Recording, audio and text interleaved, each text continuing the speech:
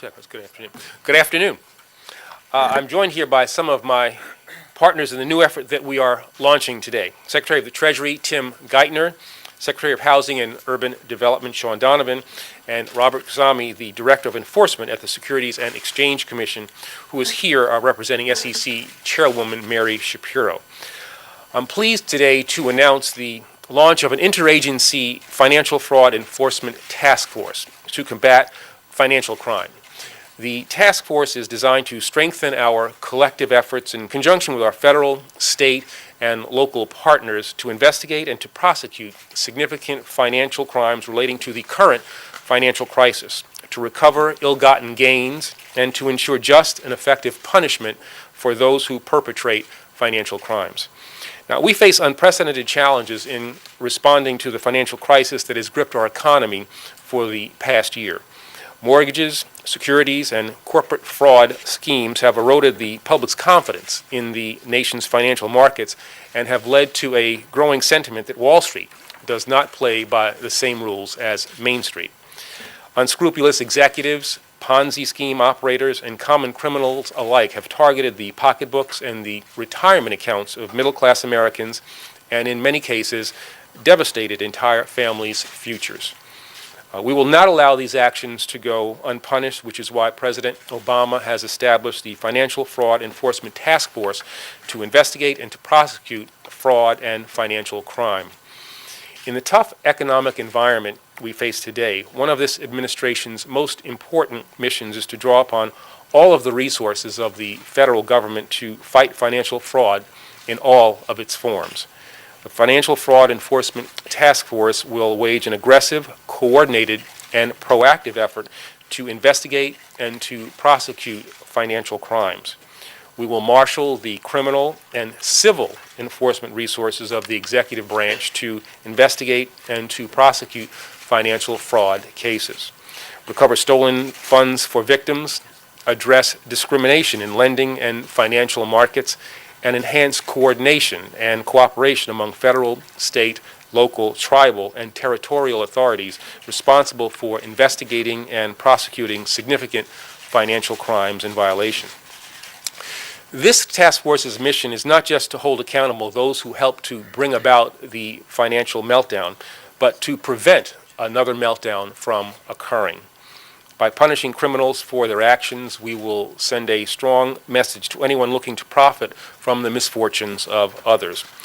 We will be relentless in our investigation of corporate and financial wrongdoing, and we will not hesitate to bring charges where appropriate for criminal misconduct on the part of businesses and business executives as well.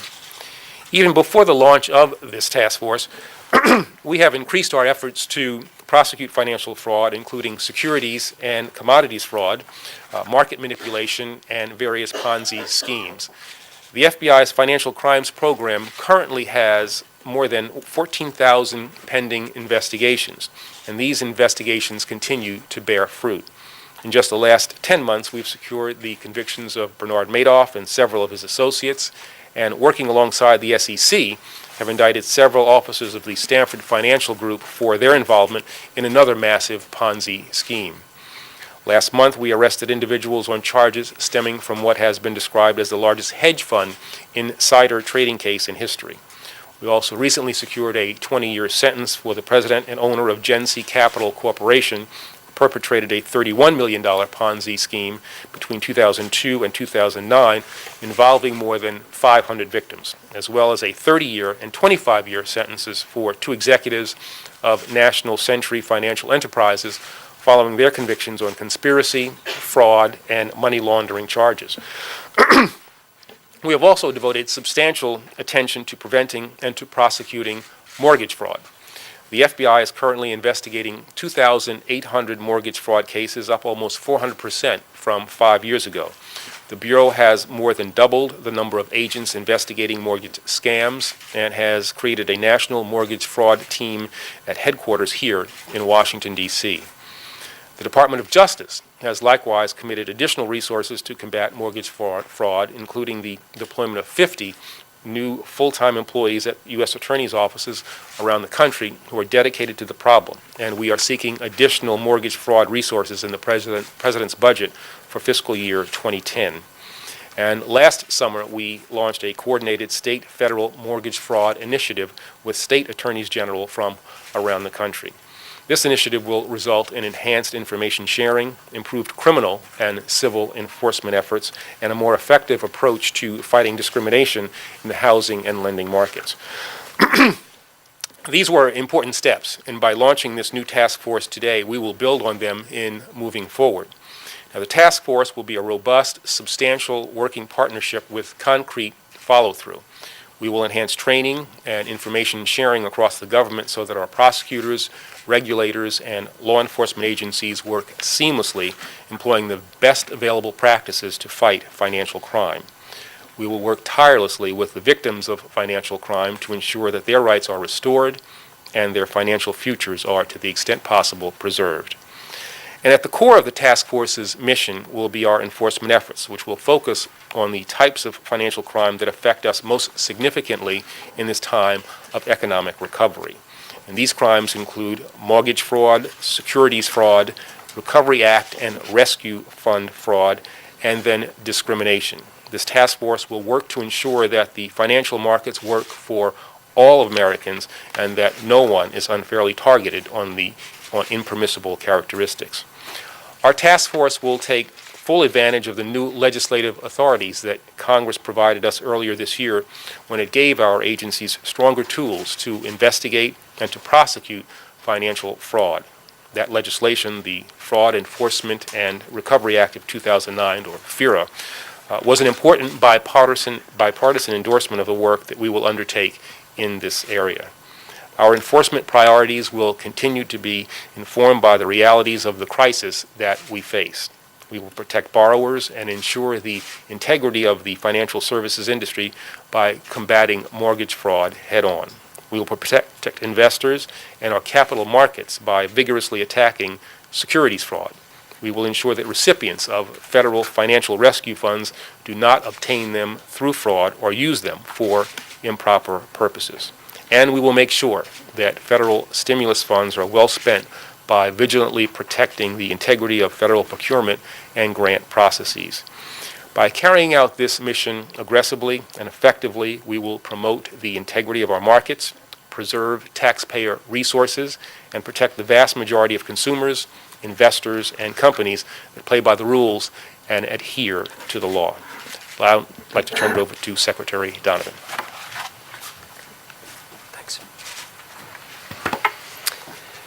Thank you, Eric. It's wonderful to be here with all of my colleagues to discuss our work to keep American families safe from the kind of financial scams and risky loan products that helped to create this crisis in the first place. With the important role that FHA is playing in economic recovery has come increased lending volume as well. And HUD is already doing its part to step up enforcement within FHA, having recently suspended 7 FHA lenders and steeply increasing efforts against FHA lenders who don't play by the rules. We're sending a very clear message that if you don't operate ethically and transparently, we won't do business with you. In one heartbreaking example, the case of Financial Mortgage USA, against whom we proposed to permanently withdraw FHA approval, we found the company steered an 88-year-old woman into purchasing an annuity which would not mature until she reached her 104th birthday. That is simply heartless and shameless. But as President Obama recognizes, no one agency is going to be able to stop fraud alone.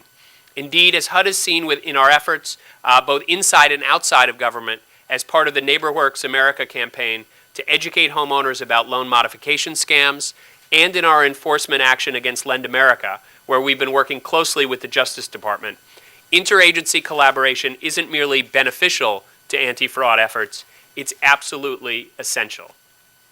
That's why the creation of this task force through President Obama's executive order is so important. The task force will help us avoid duplication of efforts and create a more collaborative process that will lead to more effective investigations and enforcement. As part of the task force, HUD is participating in a number of working groups, including one for non-discrimination that the Attorney General mentioned, and another one for mortgage fraud. Our 2010 budget proposal already includes $37 million to combat mortgage fraud and predatory practices, a third of which will go to curbing lending discrimination through increases in HUD's fair housing activities. The Non-Discrimination Working Group, which HUD co-chairs, will build on these efforts, identifying opportunities for coordinated action, including joint investigations and enforcement actions. As much as housing was ground zero for discrimination, fraud, and predatory lending in the run-up to this crisis, it's clear the federal response must be interconnected and multidimensional as the challenges that we face. That's why we also need to create a Consumer Financial Protection Agency that will ensure that consumers get clear information they can understand about financial products like credit cards and mortgages. This agency will be charged with setting clear rules of the road for consumers and banks, including requiring brokers to look out for the interests of hardworking Americans if they give advice about mortgages.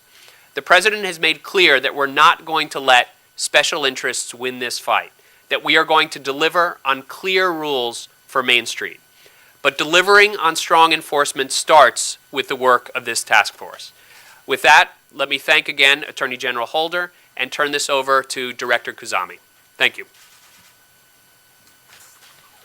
Thank you, Secretary Donovan. In an effort to address the causes of the financial crisis, regulators and others have rightly focused on supervision of financial institutions, market structure, and regulatory reform. Today, we focus on another critical component of restoring faith and confidence in our markets, and that's the effective enforcement of our laws against fraud and wrongdoing in our financial markets.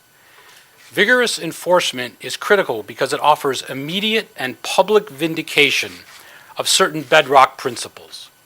Those principles include that no one should have an unfair advantage in our markets and that investors have a right to full and complete disclosure, that there be a level playing field in our markets, and that if you stray into foul territory, there is a high risk that you will be caught, you will be prosecuted, and you will be punished. That is why today's announcement of the Financial Fraud Task Force is so significant. It is a way for us to mount an even better organized and more collaborative response to the pain and losses caused by the financial crisis. The task force will improve our chances of identifying wrongdoers and thus restoring confidence in our markets. One of the vital aspects of the task force will be to better coordinate criminal and civil enforcement efforts. As the Director of Enforcement of the SEC and as a former federal prosecutor with the Department of Justice, I have seen firsthand the benefits of coordinated civil and criminal enforcement efforts. And coordination is a virtue that we have learned at the SEC as well. In fact, in fiscal year 2009, more than 150 of the SEC's enforcement cases were filed in coordination with criminal charges filed by the Department of Justice and others, an increase of 30% over fiscal year 2008. The task force should only increase those numbers and provide even greater opportunities for close collaboration and information sharing amongst law enforcement authorities. The creation of the task force occurs at a time that we at the SEC have taken a series of steps to optimize our effectiveness. These will make us an even more effective partner to other task force members. We are launching national specialized units, 3 of which will focus on derivatives and securitized products, broad-based insider trading and market manipulation, and fraud amongst hedge funds and investment advisors. We are also streamlining our management and redeploying additional staff to the frontline task of conducting investigations and rationalizing our procedures to make us more nimble and better informed.